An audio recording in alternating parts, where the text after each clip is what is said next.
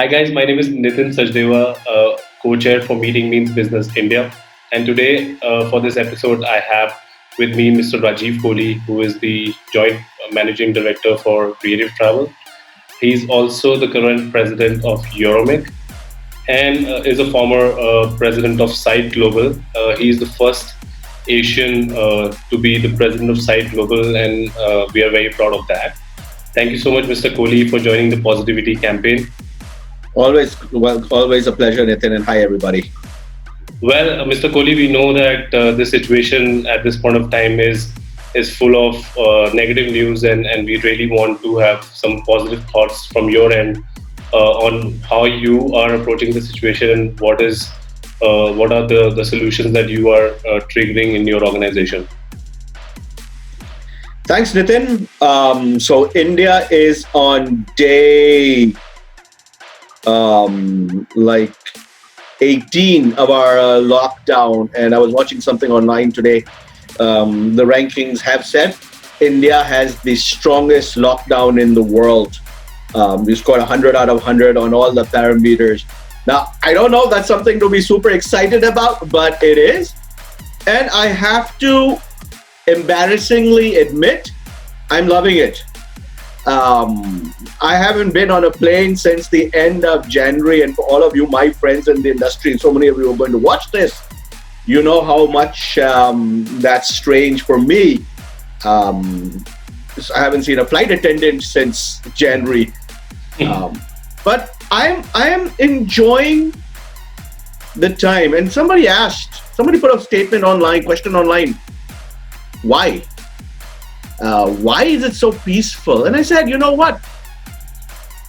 The rat race has stopped.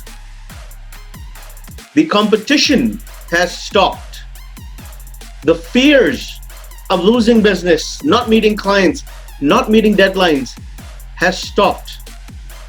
And I think this is such a unique opportunity in our lives. I've been in the business for 25 years now. Company's been around much longer.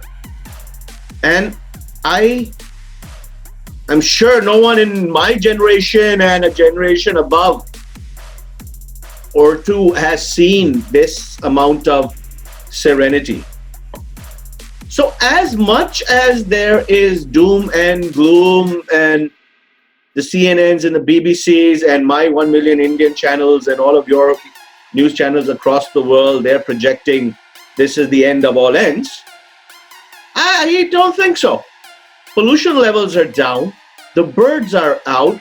If you Google animals in the city, you'll find so many beautiful pictures of animals coming into the city. We have peacocks coming into towns, cities in Jaipur, monkeys taking over, deers walking in the hills. And I've seen this across the world.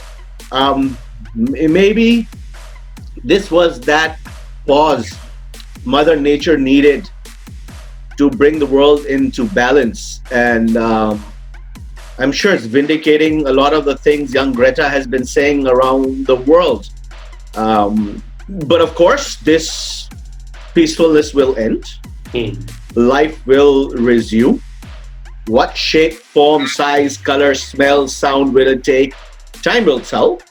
The human being is a very unique animal and one of habits. So she'll see.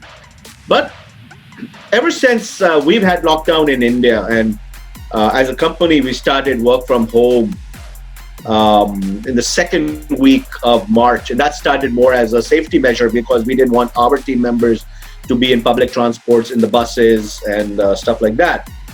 Then on the 15th of March, our government says, ladies and gentlemen, time to start slowing down. And third week, we had a complete shutdown. But it doesn't mean life stops. It doesn't mean work stops. I'm actually finding myself to be busier than I am sitting in the office, doing things which I wanted to do, I needed to do, but could not do because unfortunately, 9 a.m. to 6 p.m. sitting in an office, the only thing you end up doing is management. You don't do stuff that you want to work on. Refine your presentations, refine your documentation, do a lot of stuff. So this is a great opportunity for us to do some spring cleaning, clean your virtual desks, clean your laptops, figure out what's been pending, what I've wanted to do for a long time. As an organization, my team has been going through training every day. Every day we have 1 hour training for my entire company. Doesn't matter which vertical of the company you're working in. They're learning about new experiences. They're interacting with supplying partners. Every day we have a hotel partner presenting to us. Now, I know other people are also doing this, but I also know most are not. It's a great way to keep in touch. Have a virtual coffee with your team member. Have virtual cocktails with your team members. Encourage your team members to interact with each other. Because many of us in Asia, maybe not so much in the West, but many of us in Asia are not used to the work from home concept, which is a very, in many ways, a very Western concept, and especially in travel.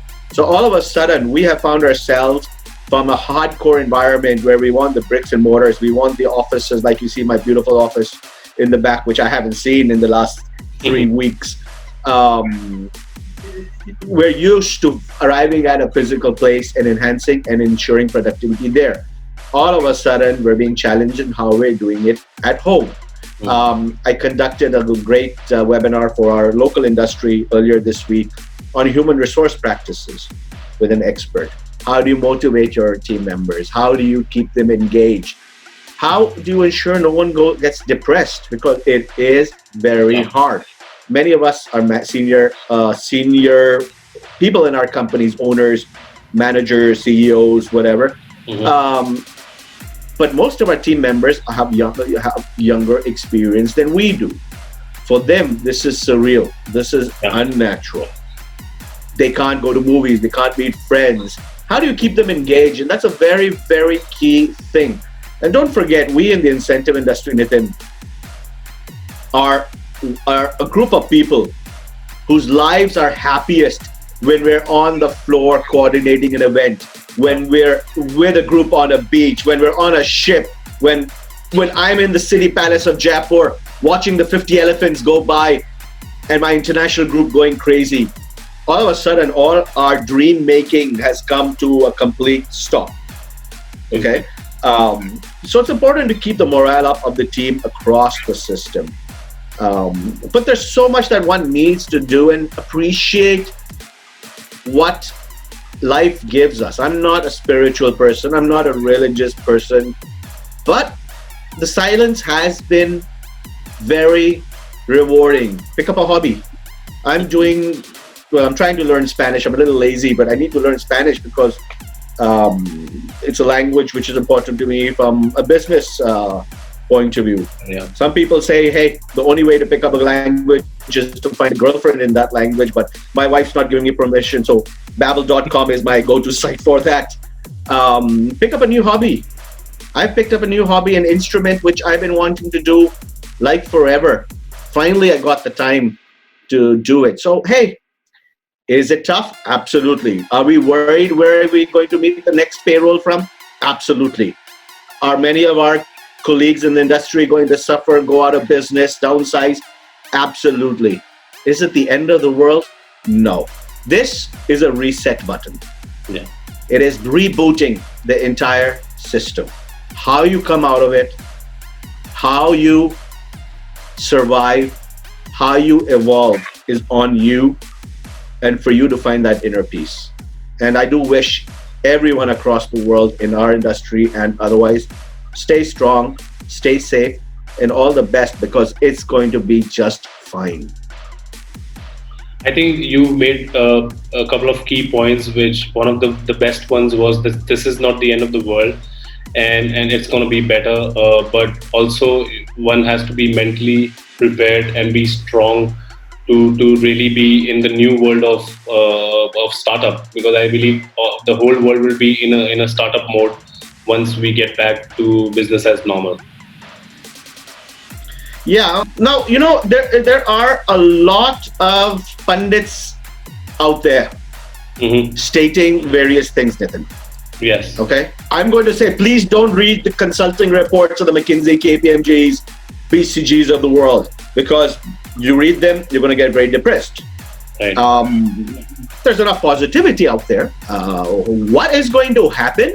I don't think anyone has the ability nor the right to make that presumption, assumption, or prediction. Mm-hmm. Okay? People who might have endured this when countries were destroyed, Japan after the world wars, Mm-hmm. Germany, maybe that generation could have shown some light on what it would have felt like. Mm. So let's not get stressed on whether we're going to be startups or whether we're going to be multinationals or whether we're going to downsize, whatever, because we don't know. Mm-hmm. And the unknown is scary, absolutely. But the unknown also brings opportunity and brings joy. Exactly. There's so many unknowns in life, Nitin, that we sometimes forget. Mm. I never wanted to find out what the sex of my firstborn was. Was it a scary time for any young parent? Their first child is perhaps one of the most traumatic, scary moments in the world. Mm. But yet, the joy of the unknowns is amazing. So there is going to be remodeling. What that will be, a lot of people say, hey, people are not going to travel. I mean, I disagree. Human is an animal that is no longer confined to a stage, cage. We want to be out. Yes. If we didn't want to, the number of hotels, the number of cruise ships, the number of airlines would never have come to the level it. We want freedom. We want to fly. We want to walk.